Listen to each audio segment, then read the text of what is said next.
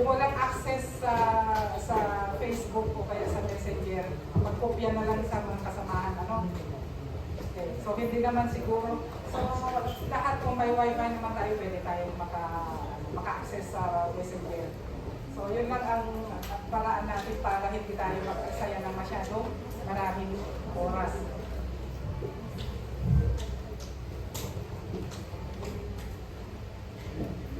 So ang pinagkaiban ng tao sa hayop ay nag-iisip tayo, may sarili tayong desisyon, may sarili tayong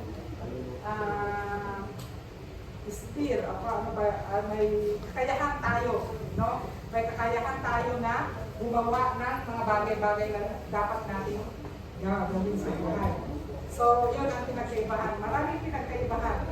And kasi sa text natin, sa Genesis chapter 1, Book of Genesis in the Bible, chapter 1, verse 26 to 27, sabi doon, sabi ng God, let us make man in our own image and in our own likeness, sabi niya doon. And then sa verse 27, sabi, to domain the creation, di ba? 5 days na create lahat, and then ika 6 days yung tao. So ibig sabihin, create na lahat ng Diyos na mga pangangailangan natin bago tayo create na mag-domain, mag-manage sa lahat na nilalang ng Diyos. So yung mga plants, di ba, pwedeng kainin. Yung mga animals, pwedeng ulamin, yung mga ganon. Okay? So mga isda. So lahat. So ang ginagawa lang natin ay yung sarili nating skills, sarili nating kakayahan. Ang gagawin lang natin is to improve our surroundings. Yun ang hindi nagagawa ng aso, di ba? Yung aso hindi siya pwedeng mag-build ng kanyang tirahan. Pero ang tao, pwede siyang mag-build ng kanyang tirahan. So yun ang mga ilan lamang na differences ng tao sa mga hayop. Okay? Sabi nga nila yung elephant, elephant, pinaka-biggest na animal. Marunong din siya mag-isip kagaya ng aso. May kakayahan din siya na mag-protect sa kanyang kingdom. Ganon din ang lion. So lahat, pwede silang i-protect ang kanilang sarili. Pero tayo, na tao, more than that. Okay? So, pwede tayo andito ngayon, and then the next morning, nasa Manila na tayo, and then the next morning, nasa Amerika. Ganon tayo kabilis gumalaw at saka mag-isip. So, maraming mga differences ang tao kung i-compare mo sa animal. And then we are the steward. Managers tayo sa lahat na nilalang ng Diyos. Okay, any question? So today is Friday. So usually alam niyo po naman na ang Friday is the summarization of your whole week. So ang gagawin natin ngayon ay mag-sit work tayo. So i-divide ko ang group 1, group 2, group 3. So 3 groups. So may secretary sa inyo, assistant at saka secretary. Ang gawin ng secretaries ninyo is to write all your name. So write all your name as group 1, group 2, group 3. Dito ang group 1, group 2, group 3. Okay? And then, kung siyempre yung walang pangalan, absent. So be honest. Okay? And then I'll give you only 10 minutes.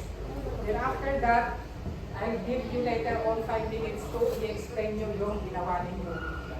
1 full sheet of paper per group. Okay? Bilis-bilisan para makatapos tayo. Mayroon mag-prepare ng isang 1 full sheet of paper. 1 full sheet of paper dito, 1 full sheet of paper dito, at saka dyan. So ayusin nyo ang sarili nyo. And then, number 1, may magka-take note. Number 1 question, may magka-take note, okay? Number 1 question, ano ang tao? May nagsusulat? Ano ang tao? Ano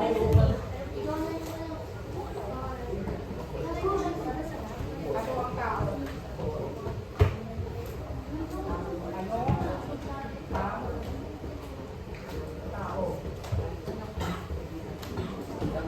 Number 2, nyo lahat ito, then later on, isulat nyo lahat, then later on, i-explain ko dito para lahat tayo ay mag-discuss. And then number 2 is,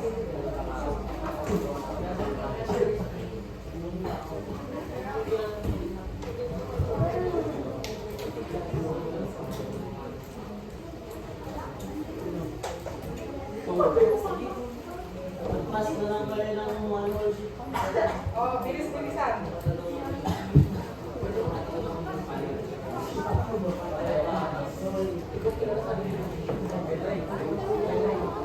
Okay, hindi lang dapat isa ang mag-isip, okay? Why don't you, make,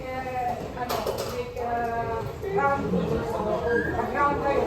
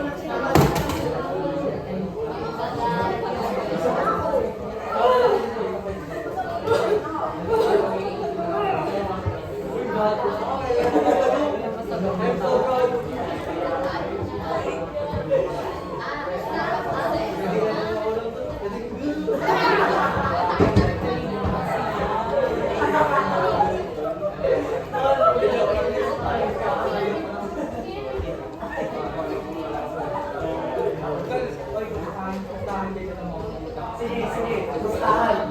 Gustahan.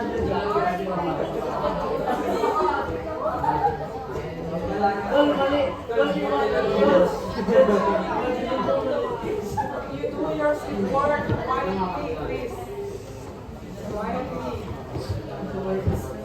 Kung may ideas na pagsasalita, susulat naman yung secretary.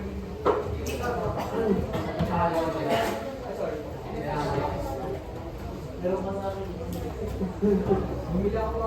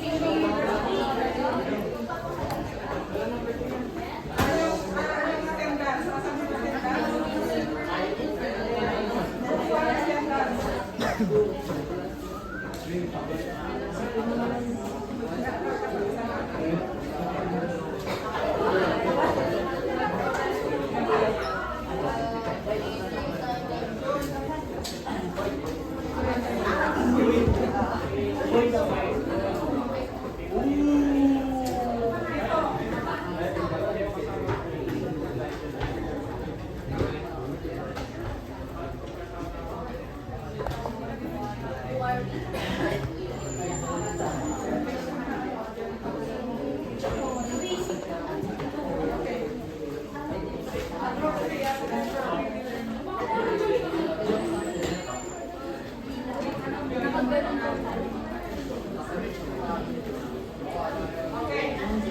Ang gawin natin ay ang gawin ng mga leader nyo.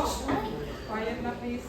Ang gawin ng mga leader nyo ay sabunutan sila kung sino ang mauna magsabunutan. Mag-ano kayo kung sino ang mag-jacket boy kayo kung sino ang mauna. Uy, sino pa ba ako ng pre? O, may mataya. O, ginagawa niya. O, may mataya. Ah, sige. Mataya. 1, 2, 3, go! 1, 2, 3, go!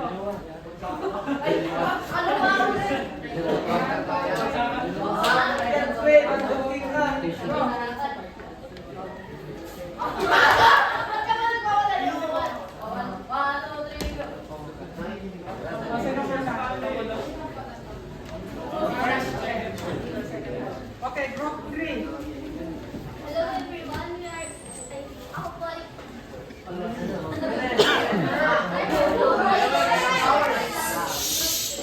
So ito po ang aming sagot.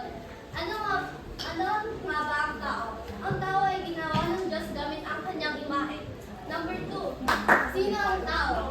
Ang mga tao ay ginawa para ipahagi ang mga salita ng Diyos at para magmahal ng ginawa ng Diyos. Ano ang kahigitan ng tao sa ibang nilalang? Ang kahigitan ng tao sa ibang nilalang ay ang mga tao maligayang mag-desisyon sa kanilang sarili. Then, ang mga tao, maligayang gawin nila yung ano gusto nilang gawin.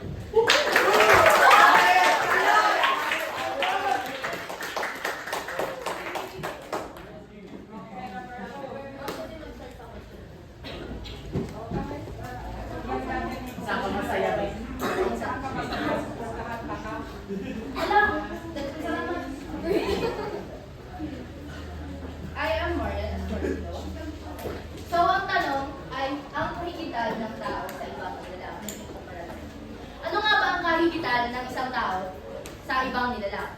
Tayo ay nilikha ng Diyos, ito tayong obra maestra ng Diyos. Yun ang sagot ko sa question number 1. Para naman sa basic question basic answer na may ibibigay ko sa inyo. Tayo ay nilikha ng Diyos upang siya ay worship. Siya ay bigyang halaga. Bigyang halaga lahat ng mga ginawa niya para sa atin. Nilikha tayo ng Diyos upang maging alin niya sa bawat problema ang haharapin. Okay, so punta naman tayo sa sino ang tao. So, sino nga ba ang tao? Tayo, ikaw, ako, sila, all of them. All of the above. In short. Sino ang tao? Yun ang pinaka-tuktok. Hindi ka man, sabihin man ng iba na hindi ka mahalaga, ikaw ay mahalaga dahil isa kang tao na sa pinaka-tuktok ka. Ikaw ay ginawa ng Diyos. Ikaw ay ginawa niya sa ika-6 na araw. Kaya ikaw ang pinakamahalaga dahil ikaw ay special.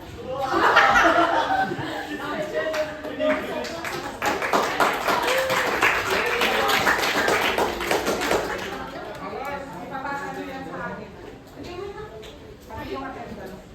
Ma'am, bitin yung sagot ko. Sabi nila, in-charge na lang daw. Okay, sa magandang umaga.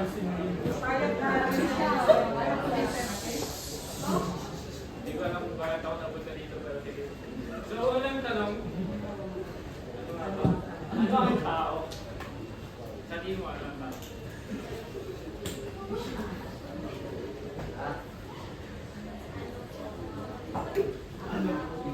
Sige, sit down, thank you. So, ang tao ay, katulad ng sinabi kahapon, may tatlong parte. Katawan, spirito, at kaluluwa. Tayo din, katulad ng sinabi ni Marian, thank you. Thank you! Thank you! You're not gonna thank you. Katulad ng sinabi sinabi ni Marian, tayo ay nilikha ng Diyos para i-worship siya. Yun yung totoong rason, para tayo nilikha ng Diyos. Kaya, ganun. So, pangalawang tanong, sino ang tao? Sa tingin mo, sino ang tao? Ikaw.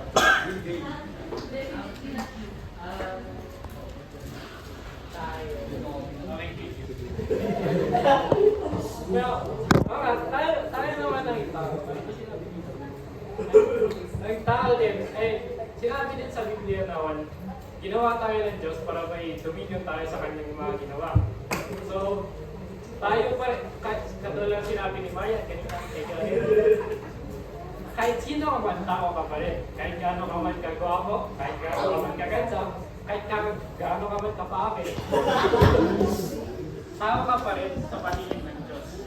Wala siyang pa rin kung gaano ka gwapo yan or maganda. Basta sa paningin ng Diyos, tao ka pa rin. So, pangatlong tanong ay ilan na tao sa iyong kilala? Sino gusto mo pinag? Joke lang. Tayo ay may kakayahan mag-isip. Sa tingin mo may hindi ka mag-isip pa yung aso? Ay. Like. Tayo din ay may kakayahan mag-desisyon at gumawa ng mga bagay na hindi kayang gawin ng ibang animal. Yung mga animal. Yun lang. Okay.